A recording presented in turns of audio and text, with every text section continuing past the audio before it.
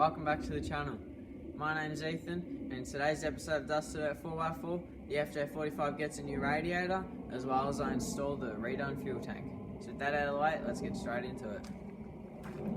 Okay, welcome back. So here we have my freshly redone fuel tank and my new radiator. So the radiator looks pretty mint. It's just in the box here. My fuel tank all done up. It's been coated in some kind of sealant, so that looks mint. I'm just going to leave all the covers and stuff on until I buy all the new fittings and until I get like a new fuel sender and things. I don't want to be untaping that, but right now I can actually chuck this tank in the car, which is going to be sick. Once this tank goes in, the passenger seat can go in, and then once I've done all the lines and stuff, then I'll put the driver's seat in, because I don't want to just make it too hard for myself, you know. So, but first, I think I'm going to install this radiator. So I'll pop open the bonnet and show you what I got to do from there.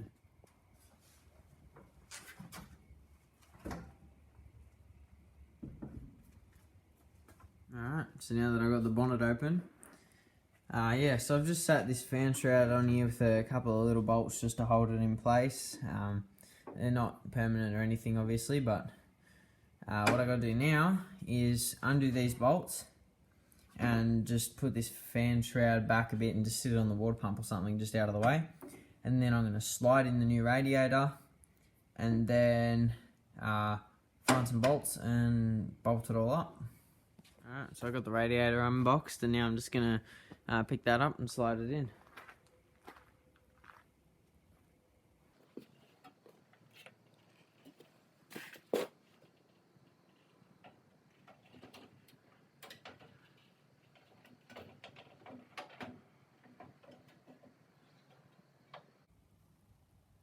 Okay, so I just finished installing the fan shroud and radiator. All the bolts and everything are in now, so the bottom two bolts are a bit of a pain to get to, but it was alright. I ended up doing the very bottom one up, just laying out of the car. So now I'm just waiting on my radiator hoses to put them in. But for now, I might look at putting this fuel tank in next and painting up the little brackets that hold that. Alright, so I just put some duct foam down in the cab where the fuel tank's going to sit, just to kind of lift the fuel tank up off the floor just a bit, so that it kind of prevents rust and just gives it a bit of room to breathe underneath. But yeah, so now I just got the fuel tank here and I'm just going to lift that in. So I lifted the fuel tank in now, sitting it in, and I was going to start connecting up all the fuel lines and things. But the fuel filler neck, what's it called, has a little bit of rust inside of it. I don't know how well you can see that, but there's a little bit around the bottom, like just there. And I was going to remove it with some rust remover stuff, but I think this is the wrong type of metal, so I didn't want to destroy it. So my plan is now just to sand it down and try and find some like Power 15 stuff or like fuel tank sealant stuff to seal the inside of that, so then I can install that. But I've also painted up these braces here which hold the fuel tank down and strap it in.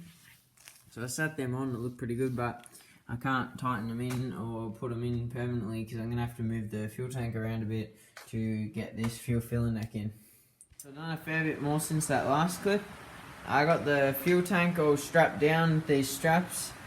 It's all plumbed up now practically, other than the one fuel line over here. I'm missing the one that connects from here to the port on the bottom of the tank over there. But these ones here are all done. I painted all the fuel filler neck and that's installed. One of the bolts wasn't going too well, this one here. That one got a bit stripped out, so that wasn't real great, but I'll just re-tap it and fix that later. I also painted two of the lines under the car. I'm not sure if you'll be able to see them or not. I'll try and show you. Inside on the chassis rail, down here.